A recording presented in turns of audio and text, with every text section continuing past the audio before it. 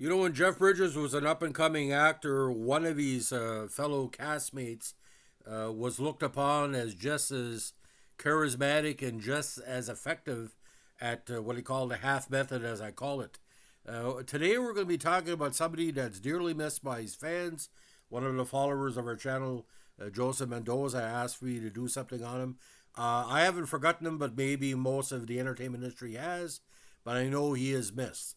Barry Brown, now born Donald Barry Brown in San Jose, California, was an American author, playwright, and actor who performed on stage and in television dramas and feature films, notably as Frederick Winterbourne in Peter Bogdanovich's Daisy Miller, adapted from the classic Henry James novella, which came out some 100 years before. Bogdanovich in published reports praised Brown's contribution to the film, describing him as a cerebral thespian and as the only American actor he can believe ever read a book. Now, born again Donald Barry Brown in San Jose, he was the eldest child of Donald Bernard Brown, Sr., and Vivian Brown, Nia Agrillo. His sister was the actress Marilyn Brown, who died by suicide in 1998 at the age of 45. His brother is the novelist James Brown, final performance, Hotwire, who etched an intimate portrait of their dysfunctional family in his acclaimed memoir, The LA Diaries, published by HarperCollins in 2003.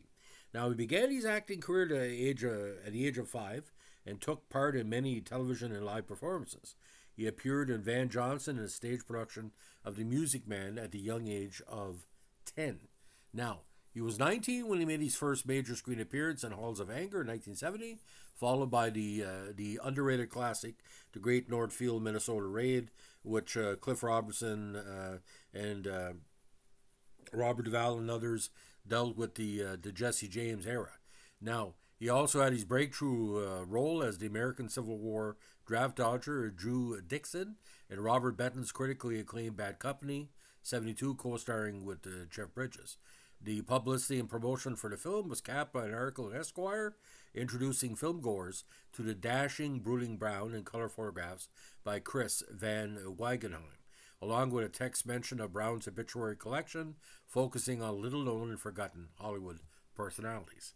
Now, after playing opposite Bogdanovich's ingenue girlfriend, Sybil Shepherd, in Daisy Miller, Brown concentrated on television throughout the 70s, including the underrated TV movie The Disappearance of Amy, 1976, about evangelist Amy Semple McPherson, which I've covered in a podcast on this channel before, and of course numerous TV episodes.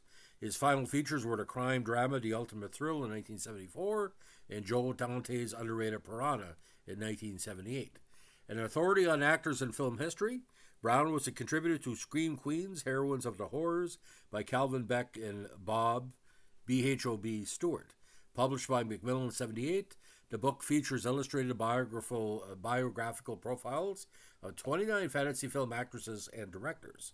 Brown did a similar survey, The Unpublished Unsung Heroes of the Horrors, covering the lives of some lesser-known Hollywood talents, and he also contributed to various magazines, including Films in Review and Castle of Frankenstein.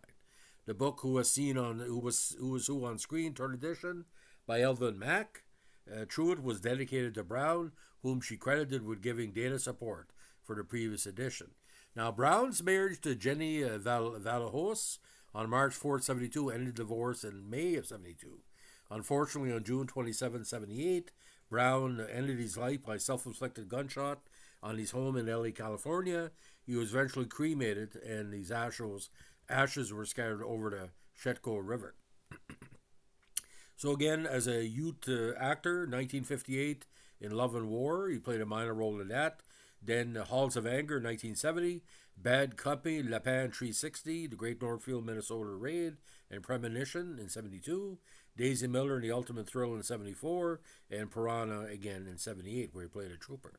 Now, he was on the Mod Squad for 2 episodes in 69 and 70. Then 1970, big TV roles. Then came Bronson, The Bold Ones, The Senator, Ironside, Matt Lincoln, Gunsmoke, and The Psychiatrist, God Bless the Children, which was a TV movie. He was on Marcus Welby for 3 episodes in 71, Campaign as Greg Wells Jr., then on a Night Gallery for 1 episode in 71, as well as the Birdman TV movie. TV movie in 72 called The Bravos. He played Garrett. He was on Rhoda for 1 episode in 74, and also on Insight for 2 episodes in the 75-76 season. On Joe Forster in 75, then, of course, Barnaby Jones, policewoman, and the disappearance of Amy in 76. 77, the miniseries The Testimony of Two Men. And, of course, 78, the very underrated TV movie's last role, Lawman Without a Gun. So why a lot of people really miss this guy? Because you look at what you call the cerebral actors of the 70s, there was quite a few. Because the Bridges family was an example. He was part of that.